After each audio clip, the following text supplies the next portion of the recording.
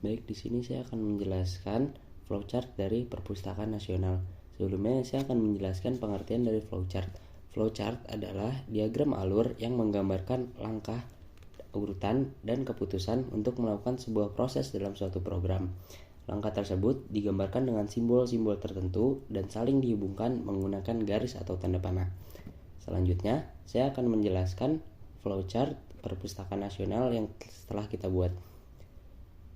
Flowchart ini dimulai dari masuk gedung Perpustakaan Nasional, kemudian scan Peduli Lindungi, menuju ruangan peminjaman buku, registrasi keanggotaan Perpustakaan Nasional.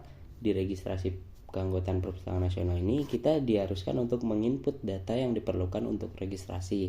Setelah itu selesai dari registrasi, mengajukan buku yang akan dipinjam, terus scan kartu anggota di komputer peminjaman, memastikan nama yang ada di layar benar, meletakkan semua buku di alas berwarna biru, pastikan jumlah yang ingin dipinjam, cek status alarm buku ke petugas, dan selesai.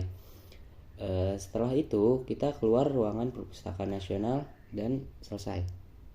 Flowchart yang diusulkan masuk ke Gedung Perpustakaan Nasional melalui pintu utama setelah scan Peduli Lindungi.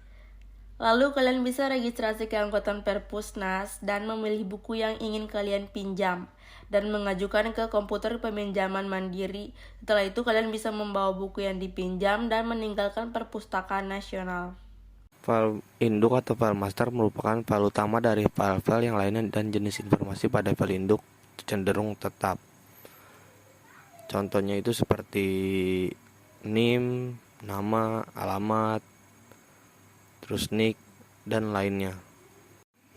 Jadi di sini saya akan menjelaskan database file master mengenai Perpustakaan Nasional. Di sini ada 10 buku, yaitu yang terdiri dari judul buku, penulis, penerbit, dan kode buku. Yang pertama ada judul bukunya Biografi Abraham Lincoln. Penulisnya itu Tanya Liston. Penerbitnya Decca Publishing Inc. Kode bukunya 092.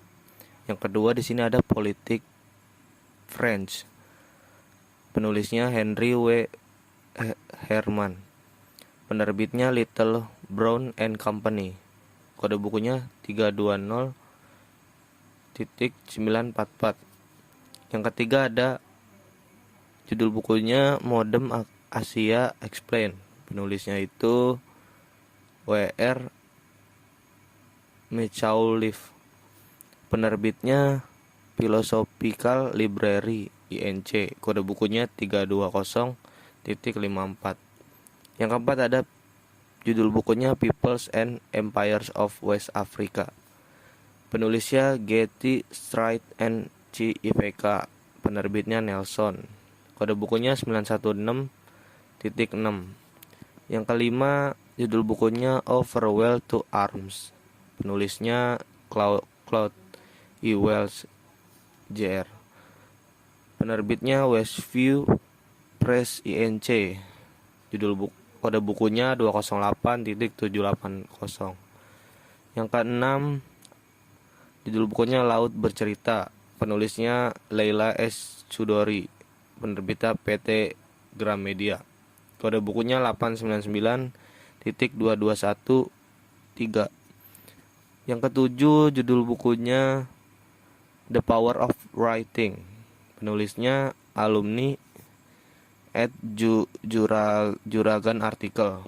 Penerbitnya PT Lontar Digital Asia. Kode bukunya 899.221.4. Yang kedelapan, judul bukunya Penakluk Badai.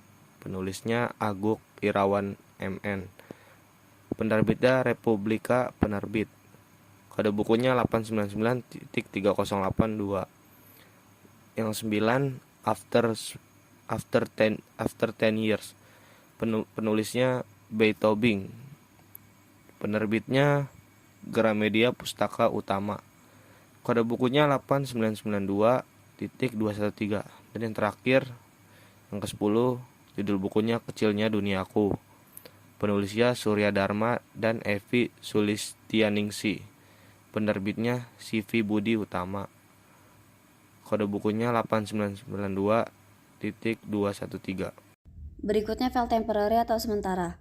File sementara merupakan data yang akan mengalami perubahan secara periodik. Harian, mingguan, bulanan, trimester, semester, atau tahunan. Contohnya seperti KRS, jadwal piket, lembur, penghasilan atau gaji, laporan keuangan, dan tahun akademik. Berikut merupakan file sementara dalam Perpustakaan Nasional. Tanggal peminjaman dan pengembalian merupakan file sementara, karena tanggal peminjaman dan pengembalian sewaktu-waktu dapat berubah atau tidak tetap. Tutorial cara memulai keanggotaan Perpusnas. Pertama-tama, buka keanggotaan.perpusnas.go.id di web.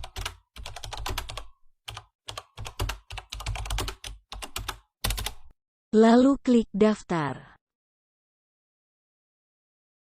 Bacalah persyaratan pendaftaran. Lalu checklist dan klik tombol lanjutkan pendaftaran. Isi formulir pendaftaran. Checklist apabila data yang diisi sudah benar. Lalu klik daftar. Nomor anggota Anda sudah jadi.